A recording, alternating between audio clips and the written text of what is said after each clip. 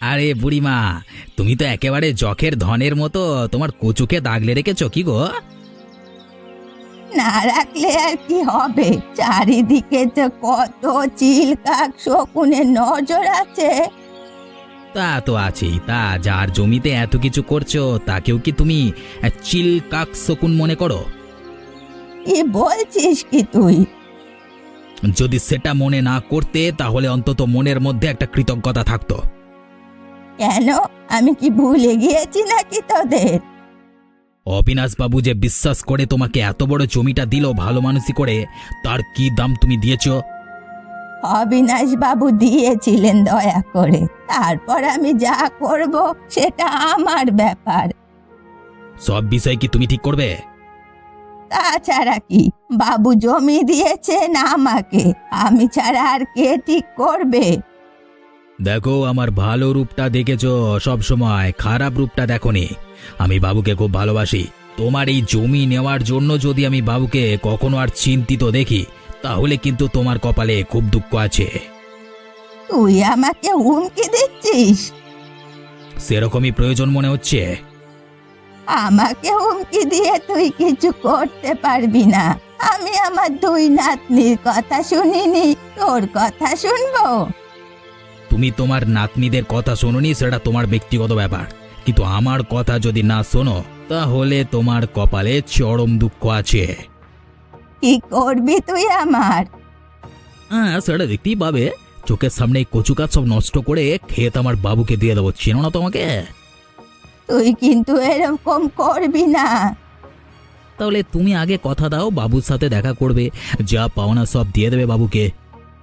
ঠিক আছে, বাবুকে গিয়ে বলিস আমি বাবুর সাথে মিলে গিয়ে দেখা করব।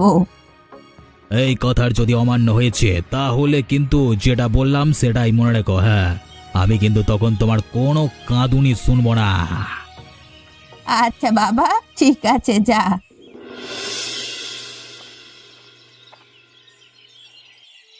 কিরে, কিছু খবর আছে? জম্পেস খবর আছে বাবু। কিরকম শুনি? গিয়েছিলাম বুড়ির কাছে আজকে। তো কি বললো সে? তোকে বেশ খুশি খুশি মনে হচ্ছে। দিয়েছি আবার ধমকে চমকে। তারপর? তারপর আর কি, বুড়ি সুরসুর করে বলল যে আপনার পায়ে এসে পড়বে। তাই নাকি রে? তা একেবারে কেঁচো হয়ে গেল নাকি, কি বলিস?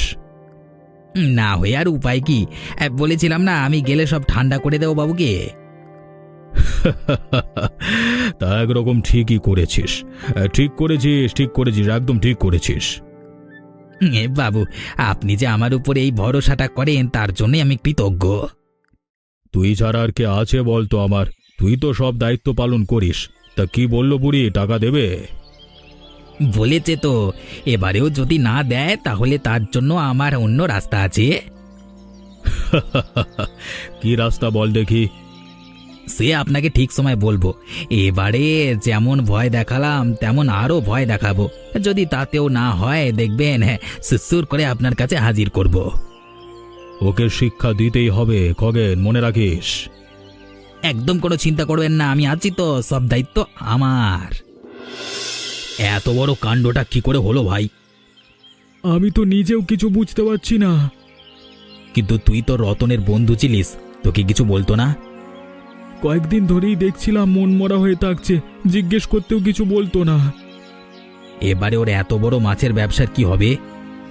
বর্ষাকালে এক জায়গা থেকে ইলিশ মাছের জোগাড় করে ব্যবসা শুরু করেছিল, কেন যে পাগলামো করে আত্মহত্যা করতে গেল কে জানে। বুঝলি তো, শুধু পয়সা রোজগার করলেই হয় না, চিন্তা মানুষের একটা বড় বিষয়। চিন্তা মানুষকে ভেতর থেকে শেষ করে দেয়। কিন্তু ওর কি এমন চিন্তা ছিল বলতো? তুই এমন কিছু জানিস না যেটা আত্মহত্যার কারণ হতে পারে? একবার বলেছিল বটে, বুড়িমা ওর থেকে অনেকগুলো টাকা ধার নিয়ে রেখেছে, ব্যবসার টাকা দিচ্ছে না, তাই চিন্তিত। কি বলিস কি তুই? আরে বুড়িমা তো আমাদের বাবুর থেকেও অনেক টাকা ধার নিয়ে রেখেছে, এমনকি একটা জমি কবজা করে রেখেছে কচু চাষের জন্য। কি বলিস কি রে? তার মানে কি ওই বুড়ি সবার সাথে এরকম করছে? আমার তো তাই মনে হচ্ছে, কিন্তু বাবু এই বিষয় নিয়ে খুব চিন্তিত। এটা কি করে আটকানো যায় বলতো? এরকম চিটিংবাজি তো চলতে দেওয়া যেতে পারে না। আমাদের অবিনাশ বাবুর জায়গায় অন্য কেউ থাকলে তো বুড়িকে এতদিন খতম করে দিত। ব্যাপারটা তো আমারও অসহ্য লাগছে। একটা মানুষ এভাবে মারা যাবে একজনের স্বার্থপরতার জন্য, সেটা তো কিছুতেই মেনে নেওয়া যায় না। দেখ বাড়িতে সবাই কান্নাকাটি করছে, কি অবস্থা বলতো। আমার তো আরো জ্বালা রে। কেন? ওদের বাড়ির মেয়ের সাথে আমার একটা ভালো সম্পর্ক আছে। এরকম যদি বুড়ি হয় তাহলে তো সারা জীবন জ্বলতে হবে কলা। তুই সাবধানে এগো ভাই, তবে আমাদের বুদ্ধি করে ব্যাপারটা নিয়ে কিন্তু ভাবতেই হবে। আর আমি আমার দিক থেকে অবিনাশবাবুকে সবকিছু জানাবো।